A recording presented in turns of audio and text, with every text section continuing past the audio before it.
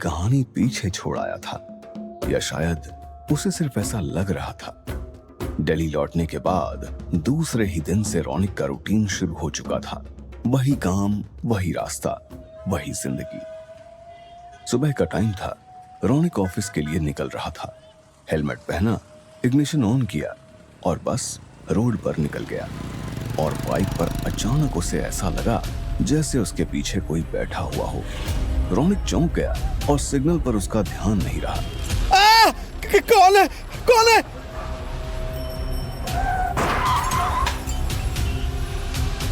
अगले ही पल रौनिक सड़क पर था। बाइक एक लग्जरी गाड़ी से टकरा गई थी। तुझे दिखाई नहीं देता? रेड लाइट थी, साले अंधा है क्या? गाड़ी एक सीनियर पुलिस ऑफिसर की थी, रविंद्र भाटिया। उसका चेहरा गुस्से से लाल था। मेरी कार की क्या हालत कर दी? बाइक चलानी आती नहीं तो क्यों चलाता है? देखिए, मुझे एकदम ऐसा लगा कि क्या क्या बकवास कर रहा है? कुछ नहीं। आई एम सॉरी, गलती मेरी है। सिर्फ गलती मानने से क्या मैं तुझे छोड़ दूंगा? तू जानता है मैं कौन हूँ? I am senior police inspector Ravindra Bharti.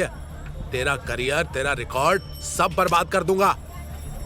देखिए, मैं अपनी गलती मान रहा हूँ। शायद मेरी तबीयत ठीक नहीं है। आपका जो भी नुकसान हुआ है मैं भर दूंगा। रौनिक ने रविंद्र को बात बढ़ाने का मौका ही नहीं दिया।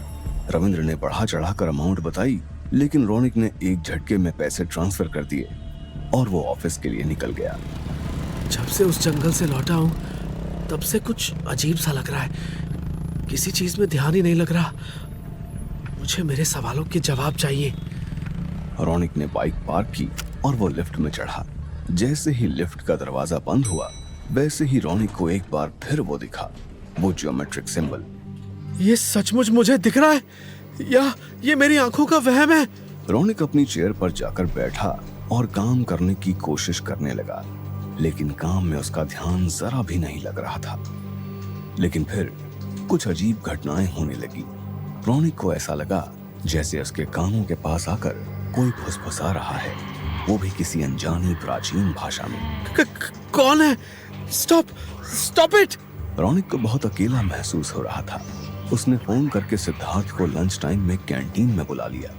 रौनिक को अपना एक्सपीरियंस किसी के साथ शेयर करना था। क्या बे, एक दिन में मुझे मिस करने लगा? एक्चुअली मैं भी कल से अपनी ट्रिप के बारे में ही सोच रहा हूँ। क्या सोच रहा है तू? यही कि क्या कमाल की ट्रिप थी यार। I mean, क्या नहीं किया हम तीनों ने। I can never forget it, man. तुझे वहाँ जंगल में कुछ अजीब सा फील नहीं हुआ? हाँ यार, एक बात बहुत अजीब थी। तेरी सड़ी हुई शक्ल। पूरी ट्रिप में एक तू ही था जो अपने ही ख्यालों में खोया हुआ था। सिड यार, मुझे कुछ ठीक नहीं लग रहा। मेरी मेमोरी भी वीक हो रही है। तू बता सकता है कि हमने जंगल में एग्जैक्टली क्या किया? क्या किया मतलब? बियर पी, कैंप फायर किया, नेक्स्ट डे स्विमिंग की नदी में, जंगल में भटके, स्टार गेजिंग किया, बस। और क्या? हम किसी से मिले थे क्या? क्या जंगल में कोई मिला नहीं था? तू ठीक है ना? देख, बुरा मत मान, लेकिन तुझे किसी डॉक्टर को दिखाना चाहिए। और फॉरहेड पर स्क्रैच कैसे आई? वो आते समय बाइक का एक्सीडेंट हो गया था, बट आई एम ओके। ज्यादा चोट नहीं आई, डोंट वरी। सिद्धार्थ एक बार फिर रौनिक को कंसोल करके वहां से चला गया।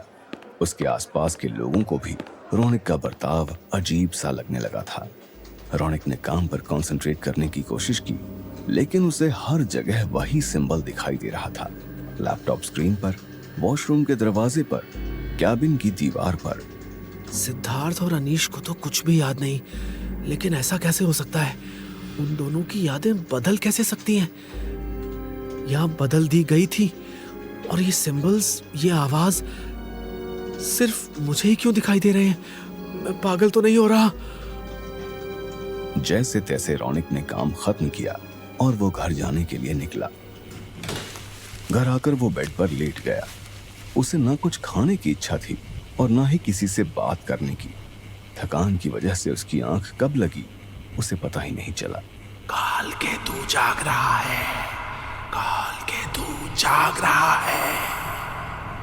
आधी रात को रौनक की आंख खुली। कोई रात के अंधेरे में उसके कान के पास फुसफुसा रहा था। उसके रोंगटे खड़े हो गए। उसे मुड़कर देखने की हिम्मत ही नहीं हो रही थी।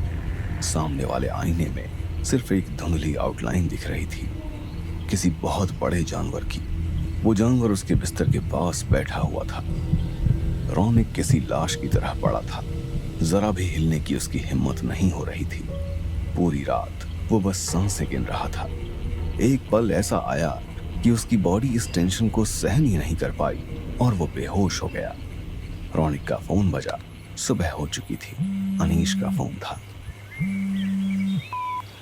रौनक मेरे भाई, तू ठीक है? सिद्धार्थ ने बताया कि जब से तू ट्रिप से लौटा है तब से तुझे कुछ अजीब सा फील हो रहा है। कहे तो डॉक्टर के पास लेकर जाऊं तुझे? तू रहता भी तो अकेला है ना। नहीं, मैं ठीक हूँ सच में। कल बस थोड़ी सी थकान थी। बाइक एक्सीडेंट भी हुआ था। आज मैं खुद ही डॉक्टर के पास चला जाऊंगा। कुछ छोटी मोटी इंजरी होगी तो मलहम पट्टी कर लूंगा। बाकी कोई सीरियस बात नहीं है, तू चिल कर।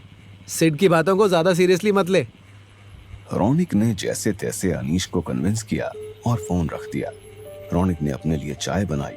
कल रात वाली बात एकदम से उसे याद आई और उसे उस घर में अकेले रहने से डर लगने लगा। लेकिन अब उस घर में रौनक के सिवाय कोई नहीं था। रौनक ने अपना अकेलापन कम करने के लिए टीवी चालू किया। न्यूज़ चल रही थी। तो अभी अभी एक बड़ी और चौंकाने वाली खबर सामने आ रही है। दिल्ली के एक सीनियर पुलिस ऑफिसर पर कल रात हमला हुआ और उनके घर पर ही उनकी मौत हो गई है। ऐसा लग रहा है उन पर किसी ने बड़ी बेरहमी से अटैक किया है। बॉडी अभी अभी पोस्टमार्टम के लिए भेजी जा चुकी है। पुलिस ऑफिसर का नाम रविंद्र भाटिया बताया जा रहा है। लेकिन सबसे बड़ा सवाल ये है कि इस तरह बेरहमी से कौन कत्ल कर सकता है। रविंद्र भाटिया? ये तो वही ऑफिसर है जिससे मैं कल... शिट! ये कैसे हो सकता है? ये नॉर्मल नहीं है।